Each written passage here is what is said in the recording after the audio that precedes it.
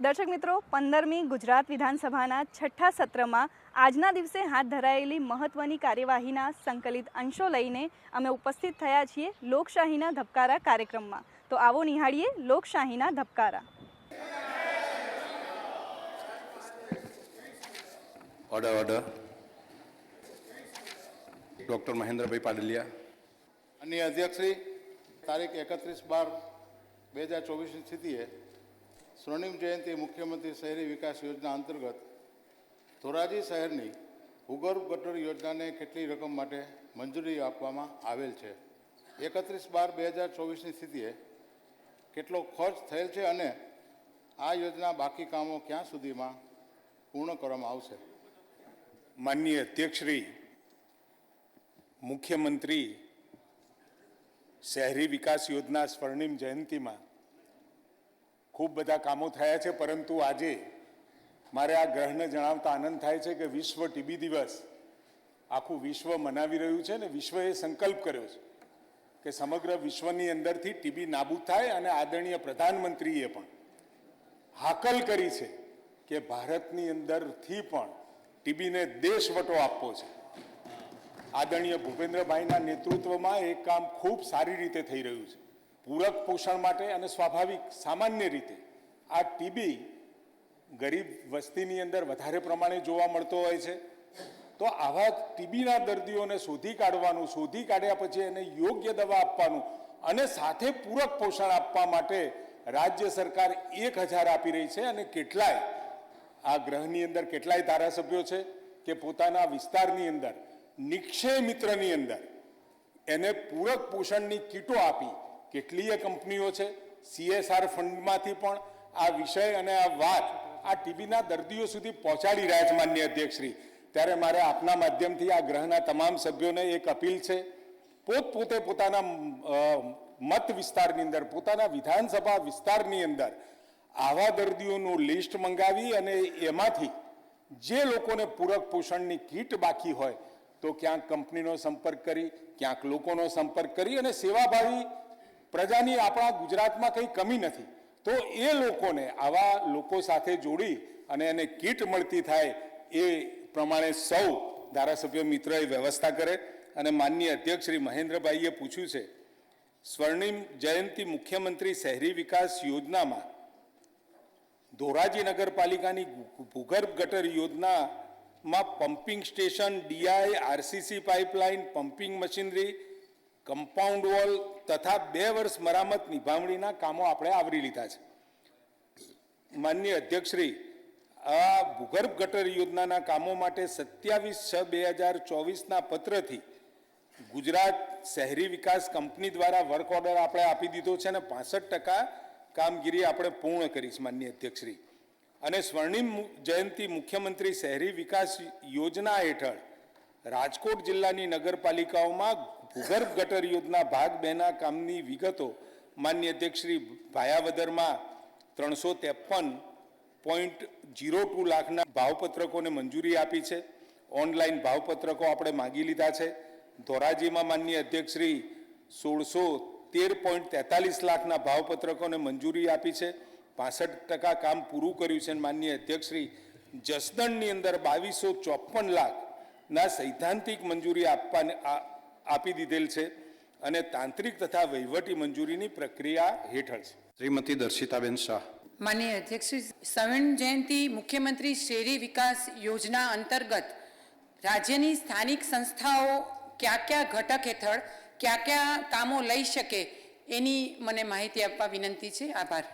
માનનીય અધ્યક્ષશ્રી, 18/7/13ના ઠરાવથી આપણે 4 પ્રકારના ભૌતિક, સામાજિક, અર્બન મોબિલિટી અને શહેરની આગવી ઓળખના કામો આપણે લઈ શકીએ છીએ. માનનીય અધ્યક્ષશ્રી, અને એની અંદર આ 4 ઘટકોમાં માળખાકીય સુવિધાઓ છે. એમાં રસ્તા, ટ્રાફિક સર્કલના, પાણી પુરવઠા, ભૂગર્ભ ગટર વ્યવસ્થાપન, સ્ટ્રોમ વોટર ડ્રેનેજના કામો, જળ સંચયના કામો, તળાવ બ્યુટિફિકેશનના કામો, સ્લમ વિસ્તારમાં પાયાની સુવિધાના કામો, ગવર્નન્સ, શોપિંગ કોમ્પ્લેક્સ, જાહેર ઉદ્યાનોનું નિર્માણ, જાળવણી, સામાજિક વનીકરણ, સ્મશાન ગૃહોના બાંધકામ, અગ્નિશમન ઉપકરણો અને ફાયર સ્ટેશન. અને માનનીય અધ્યક્ષશ્રી સોશિયલ જે આંતર માળખાકીય સુવિધાઓ છે એમાં શાળાઓના મકાન, પ્રાથમિક શિક્ષણ માટેના urban health centre, hospital, anganwadi, library, sports complex, solid waste management, liquid waste management, vendor market, hawkers, zone parking સુવિધાઓ સહિત જાહેર પે એન્ડ યુઝ શૌચાલયો અને અર્બન મોબિલિટીમાં માનનીય અધ્યક્ષશ્રી શહેરી બસ સેવા, ટ્રાફિક વ્યવસ્થા, રેલવે ઓવરબ્રિજ અને railway underbridge, ring road, radial road, flyover bridge, underpass વગેરેના કામો આપણે લઈ શકીએ છીએ. અને માનનીય અધ્યક્ષશ્રી આ સ્વર્ણિમ જે આપણી આ યોજના છે એની અંદર શહેરની આગવી ઓળખના જે કામો છે માનનીય અધ્યક્ષશ્રી, કોઈ પણ કામ શહેરમાં બાકી રહી જતું હોય તો આ માળખાકીય સુવિધાઓ જે શહેરી આગવી ઓળખની છે એમાં આપણે લઈ શકીએ છીએ. એમાં માનનીય અધ્યક્ષશ્રી હેરિટેજ અને પ્રવાસન, પ્રદર્શન હોલ, પંચશક્તિ થીમ આધારિત traffic circle, islands, water body landscaping, riverfront, park, garden, amusement park, swimming pool, યોગ કેન્દ્ર, knowledge centre, science centre, museum, MP theatre, planetarium, રાષ્ટ્રીય સ્મારક, આધુનિક ટાઉન હોલ, પ્રાણી સંગ્રહાલય અને બોટોનિકલ ગાર્ડન, બાલવાટિકા, આઇકોનિક બ્રિજ હેરિટેજ આઇકોનિક તથા શહેરી સંસ્થાઓની ઇમારતો ઉપર કાયમી ધોરણે લાઇટિંગની કામગીરી, હયાત ફ્લાયઓવરના સુશોભનની પણ કામગીરી. એટલે માનનીય અધ્યક્ષશ્રી 2009 પછી જેટલું ઝડપથી શહેરીકરણ થતું રહ્યું એ પ્રમાણે 2009થી આ ફોકસ એરિયા આપણે શહેરી વિસ્તારને પણ કર્યો છે. માનનીય અધ્યક્ષશ્રી આખા ગુજરાતની અંદર અત્યારે 48% જેવો શહેરી વિસ્તાર થયો છે. એટલે આદરણીય પ્રધાનમંત્રી મોદી સાહેબે આ શરૂઆત કરી હતી અને એ શરૂઆતમાં અત્યાર સુધી માનનીય અધ્યક્ષશ્રી આપણે સ્વર્ણિમ જયંતી મુખ્યમંત્રી શહેરી વિકાસ યોજનામાં 2009થી 12 7,000 કરોડ રૂપિયા, 12થી 17 15,000 કરોડ રૂપિયા, 17થી 24 35,700 કરોડ રૂપિયા અને માનનીય અધ્યક્ષશ્રી એટલે ગત વર્ષે 24-25ની અંદર 8,633 અને આ ચાલુ વર્ષે માનનીય અધ્યક્ષશ્રી 12,846 એટલે 50%ના વધારા સાથે આમ માનનીય અધ્યક્ષશ્રી કુલ 79 કરોડ રૂપિયા કરતાં પણ વધારે રકમ આપણે આ સ્વર્ણિમ યોજના હેઠળ વાપરી ચૂક્યા છીએ. અને સાથે માનનીય અધ્યક્ષશ્રી જેવા સાહેબ ઉપર બેઠા વડાપ્રધાન બન્યા એની સાથે અમૃત 1 અને અમૃત 2માં અમૃત 1માં 5,165 આપણને અહીંયા મળ્યા છે જુદી જુદી માળખાકીય સુવિધાઓ માટે. અમૃત 2માં પણ માનનીય અધ્યક્ષશ્રી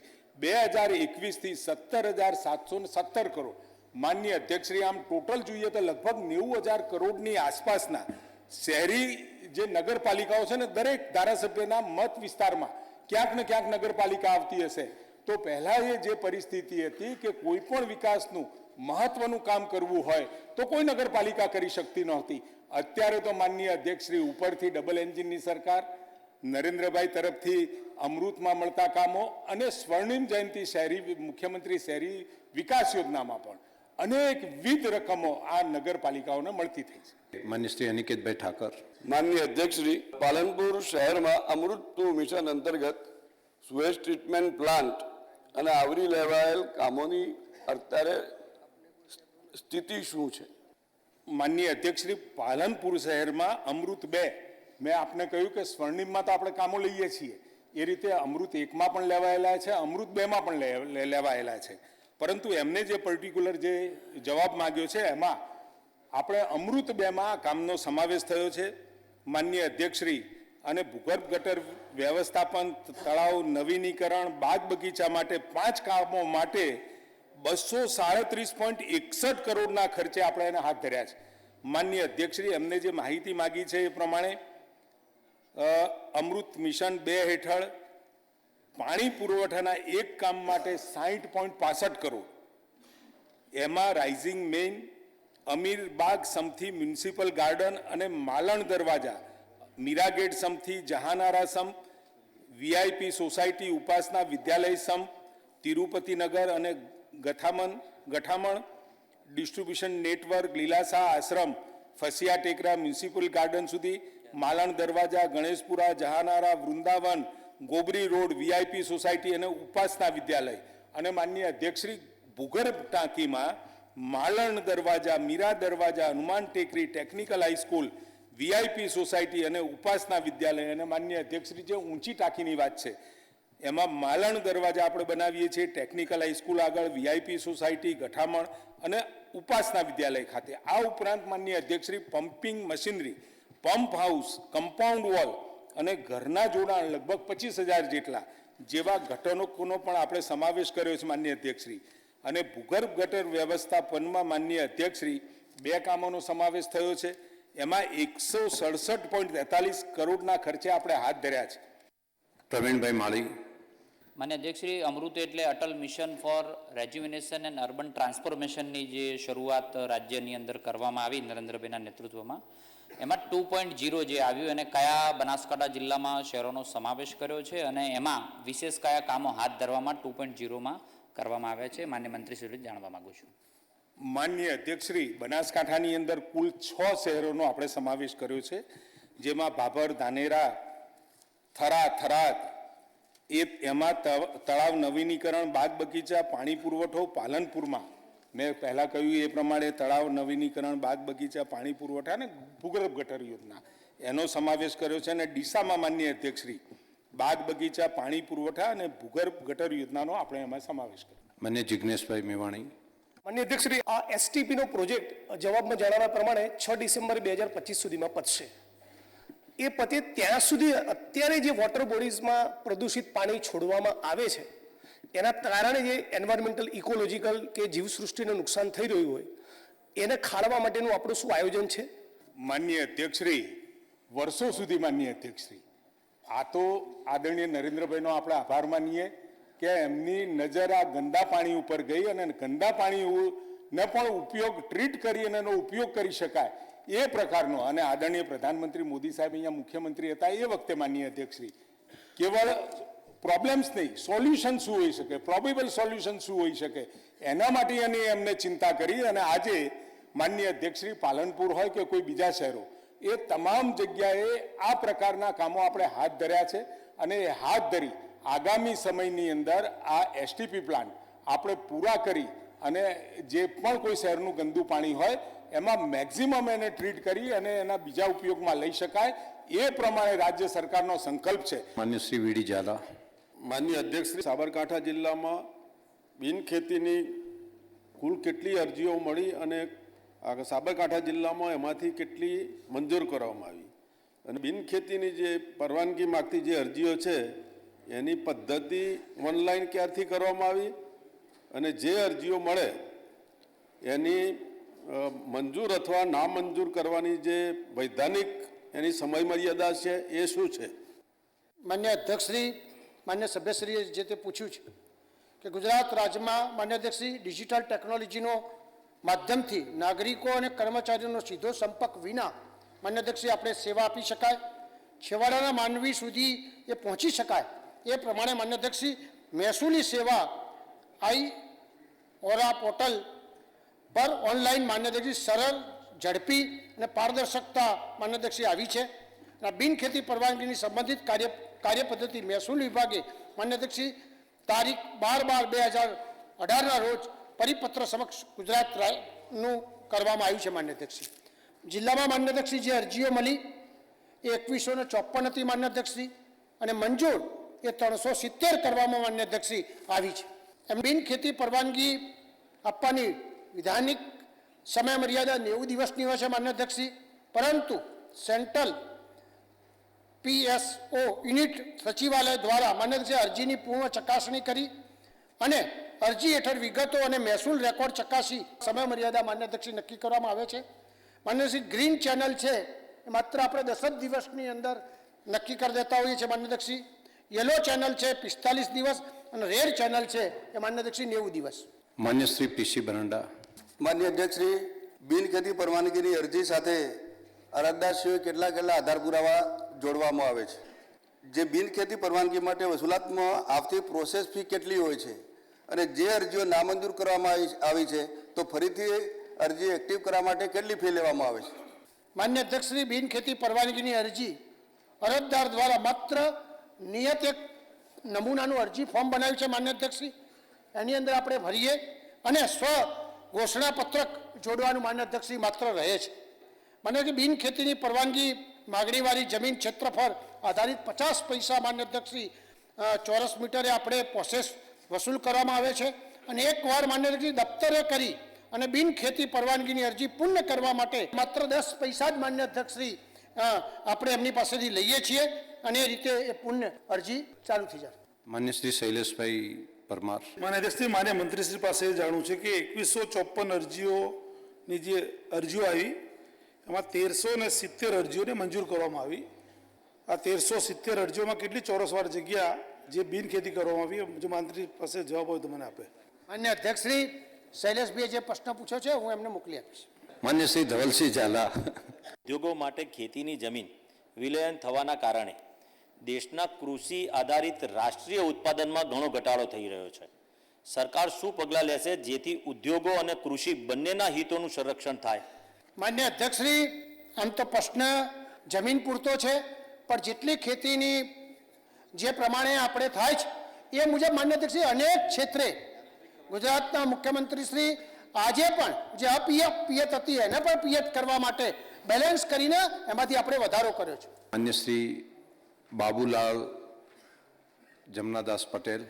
માન્ય અધ્યક્ષશ્રી, બારજા નગરપાલિકા સૌરી વીજળી પૂરી પાડવા શું કાર્યવાહી થઈ અને તે કામગીરી ક્યારે પૂર્ણ થશે, તેનાથી કેટલી વીજળી ઉત્પન્ન થશે એ આપના દ્વારા મારે જાણવું છે. માનનીય અધ્યક્ષશ્રી, સ્વર્ણિમ મુખ્યમંત્રી શહેરી વિકાસ યોજનાના અંતર્ગત sewage treatment plant, water treatment plant, pumping station, water works જેવા અનેકવિધ કામો આપણે હાથ ધરવામાં આવે છે. માનનીય અધ્યક્ષશ્રી, નાની નગરપાલિકાઓ અને અવર્ગની નગરપાલિકાઓ જે એની પરિસ્થિતિ હતી એને આ જ્યારે આટલી બધી સુવિધાઓ પ્રાપ્ત થાય એટલે આ બધી જે આપણે સગવડો ઊભી કરીએ એ સગવડો માટે વીજળી વાપરવી આવશ્યક હોય છે. તો એ આર્થિક બર્ડન એના ઉપર ના પડે એના માટે માનનીય અધ્યક્ષશ્રી આપણે આ યોજના દ્વારા કુલ બધી જ નગરપાલિકાઓમાં, એમાં નાની નગરપાલિકાઓ અને મોટી નગરપાલિકાઓ તમામ જગ્યાએ એ 50 કેવી કરતાં વધારે અને 50 કેવી કરતાં ઓછું, એટલે જ્યાં આગળ ફિઝિબલ આપણને જગ્યા મળે આ બધી જે વીજળી વાપરતી આપણી જે પણ કોઈ યુનિટો છે એના માટે, તો ત્યાં આગળ સોલાર પ્લાન્ટ, સૌર ઉર્જા શક્તિ ત્યાં એને મળી રહે, એને બિલ ના ભરવું પડે, ઓછું બિલ ભરવું પડે, એના માટે આ સરસ મજાની યોજના મૂકી છે.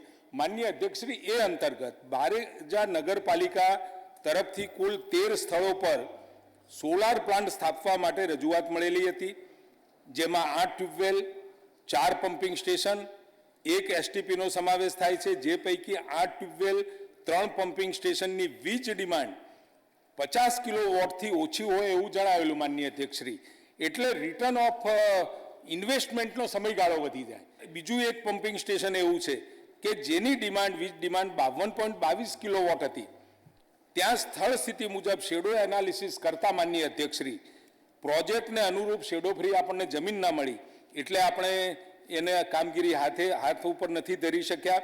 અને બારેજા નગરપાલિકાની મહેજડા પાટિયા એસટીપી ખાતે 99 કિલોવોટ ક્ષમતાના 86.21 લાખના ખર્ચે સોલાર પ્રોજેક્ટ પ્રસ્થાપનની કામગીરી માનનીય અધ્યક્ષશ્રી પ્રગતિ હેઠળ છે, જે કામગીરી 31/3/25 સુધીમાં પૂર્ણ કરવાનું આયોજન છે. અને આ પ્રોજેક્ટ થકી માનનીય અધ્યક્ષશ્રી વાર્ષિક 1,44,000 વીજળી યુનિટ ઉત્પન્ન થવાના અંદાજો છે. માન્ય શ્રી હાર્દિકભાઈ પટેલ. અધ્યક્ષશ્રી, નગરપાલિકા જે બ ક ડ વર્ગની હોય છે એમાં હવે મોટા પ્રમાણમાં સોલર પ્લાન્ટો હવે લગાવવાનું આયોજન સરકાર દ્વારા થઈ રહ્યું છે, પણ ઘણી બધી એવી નગરપાલિકાઓ છે જેને 8 કરોડથી લઈને 30-32 કરોડ સુધીના વીજ બિલો બાકી છે. નગરપાલિકાનું વાર્ષિક ભંડોળ 5 કરોડનું હોય છે, બાકી ટેક્સ અને વેરાથી નગરપાલિકાઓ ચાલતી હોય છે. તો આટલું મોટું બાકી જે વીજળી બિલ છે એ સૌર વિભાગના માધ્યમથી નગરપાલિકાના માફી કરવા માટેનું કોઈ આયોજન છે કે કેમ? માનનીય અધ્યક્ષશ્રી હાર્દિકભાઈએ જે પૂછ્યું આ પ્રશ્ન, બધી જ નાની નગરપાલિકાઓ સમયસર બિલ નહીં ભરવાના કારણે એ ખૂબ મોટી રકમ થઈ છે.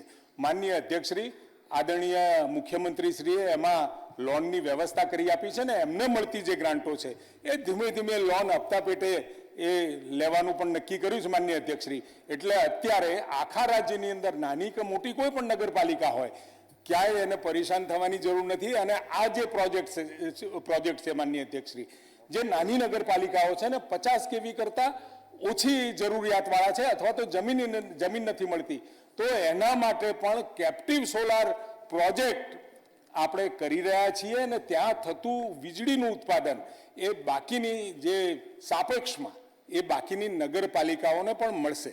માન્ય શ્રી ગુલાબસિંહ ચૌહાણ.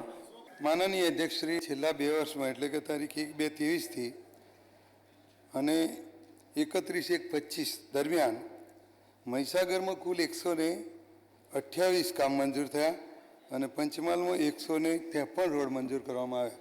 આ કામો ક્યારે પૂરા કરવામાં આવશે અને આ કામોની પરિસ્થિતિ શું છે? માન્ય અધ્યક્ષશ્રી, જે કામો મંજૂર કર્યા છે 2023-24માં કુલ લગભગ 168 કામો મંજૂર કર્યા છે અને રકમ 333.11 કરોડ અને કુલ લંબાઈ છે એની 489.43 કિલોમીટર. અત્યારે 39 કામ પૂર્ણ થયા છે. બાકીના ગુલાબસિંહજી, તમારા મત વિસ્તારમાં અને આખા લુણાવાડા, મહીસાગર અને પંચમહાલમાં જેટલા પણ કામ હાથ ધર્યા છે એ મોટા ભાગના કામો તબક્કાવાર જલ્દી પરિપૂર્ણ થશે. માન્ય નિમિષાબેન સુથાર. માન્ય અધ્યક્ષશ્રી, સરકારશ્રી દ્વારા મહીસાગર અને પંચમહાલ જિલ્લા માટે કયા મોટા કામો આ વર્ષના બજેટમાં મંજૂર કરેલ છે અને જો આ કામો મંજૂર કરેલ હોય તો ક્યારે હાથ ધરવામાં આવશે, ક્યારે પૂર્ણ કરવામાં આવશે અને ક્યારે શરૂઆત કરવામાં આવશે? માન્ય અધ્યક્ષશ્રી, માન્ય મુખ્યમંત્રી શ્રી ભૂપેન્દ્રભાઈ પટેલ અને માન્ય કનુભાઈનો આભાર માનીશ કે એમણે આ બજેટની અંદર જ આગામી બજેટમાં લગભગ જે હાઈસ્પીડ કોરિડોર પ્રોજેક્ટ અંતર્ગત નીચેના કામો મંજૂર કર્યા છે. સંતરામ રોડ લગભગ 39 કિલોમીટર અને અંદાજિત 670 કરોડ રૂપિયા. દહેગામ બાયડ લુણાવાડા સંતરામપુર જાલોદ રોડ 151 કિલોમીટર, અંદાજિત રકમ 1926 કરોડ રૂપિયા.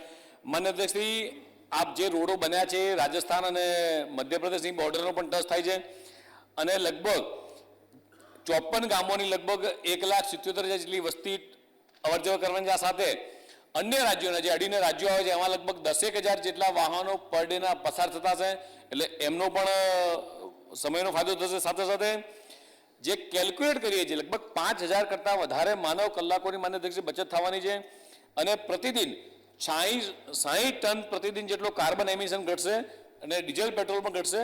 અને આ બધા જ રોડો આ જ બજેટમાં મંજૂર કર્યા છે, એટલે આગામી દિવસોમાં એની કામગીરી શરૂ થશે. માન્ય શ્રી રાજેન્દ્રસિંહ રાઠવા. માન્ય અધ્યક્ષશ્રી, આગવી ઓળખ ઘટડ હેઠળ નગરપાલિકાઓને મળવાપાત્ર સહાયનું ધોરણ શું છે અને તેમાં કયા કયા કામોનો સમાવેશ કરવામાં આવે છે? માન્ય અધ્યક્ષશ્રી, મહાનગરપાલિકા તથા નગરપાલિકામાં આગવી ઓળખ ઘટક હેઠળ સમાવિષ્ટ કામો માટે મહત્તમ સહાય દર 3 વર્ષે એકવાર આપવામાં આવે છે. અમદાવાદ સુરત મહાનગરપાલિકા માટે 80 કરોડ, વડોદરા રાજકોટ માટે 60 કરોડ, ગાંધીનગર ભાવનગર જામનગર અને જૂનાગઢ માટે 40 કરોડ. અને નગરપાલિકાઓ જે છે એને વર્ગવાર આપણે સહાય આપીએ છીએ. અ વર્ગમાં 10 કરોડ, ક વર્ગમાં 6 કરોડ, બ વર્ગમાં 8 કરોડ અને ડ વર્ગમાં 4 કરોડ. પહેલા માન્ય અધ્યક્ષશ્રી, આ ઓછી રકમ હતી પરંતુ એમાં વધારી આદરણીય ભૂપેન્દ્રભાઈએ આ નવી મર્યાદાઓ નક્કી કરી છે માન્ય અધ્યક્ષશ્રી. અને માન્ય અધ્યક્ષશ્રી, આગવી ઓળખ ઘટક હેઠળ આપણે જે કામ હાથ ધરવાના હોય એમાં હેરિટેજ, પ્રવાસન સ્થળ, ઘણા બધા કામો માન્ય અધ્યક્ષશ્રી પહેલાં પણ મેં કહ્યું છે એ પ્રમાણેના આગવી ઓળખની અંદર જે કામો માન્ય અધ્યક્ષશ્રી બાકી રહી જતા હોય અને હવે તો માન્ય અધ્યક્ષશ્રી ખાનગી સોસાયટીઓને પણ આવરી લીધી છે. એમાં ક્યાંય રસ્તાઓ તો 70-20-10ના પ્રમાણે, ક્યાંક એમાં પેવર બ્લોક નાખવા હોય કે નાનો મોટો વિકાસ કરવો હોય તો પણ એને આમાં સમાવિષ્ટ કરી અને આ કામ આપણે કરીએ છીએ માનનીય અધ્યક્ષશ્રી. માન્ય શ્રી યોગેશભાઈ પટેલ. માનનીય અધ્યક્ષશ્રી, તારીખ 31/12/2024ની સ્થિતિએ છેલ્લા 2 વર્ષમાં અમૃત 2.0 મિશન અંતર્ગત આણંદ નગરપાલિકામાં કેટલા કામ હાથ ધરવામાં આવેલ છે? ઉક્ત સ્થિતિએ તે પૈકી કેટલા કામ પૂર્ણ થયેલ છે અને બાકી રહેલા કામ ક્યાં સુધીમાં પૂર્ણ કરવા માંગે છે?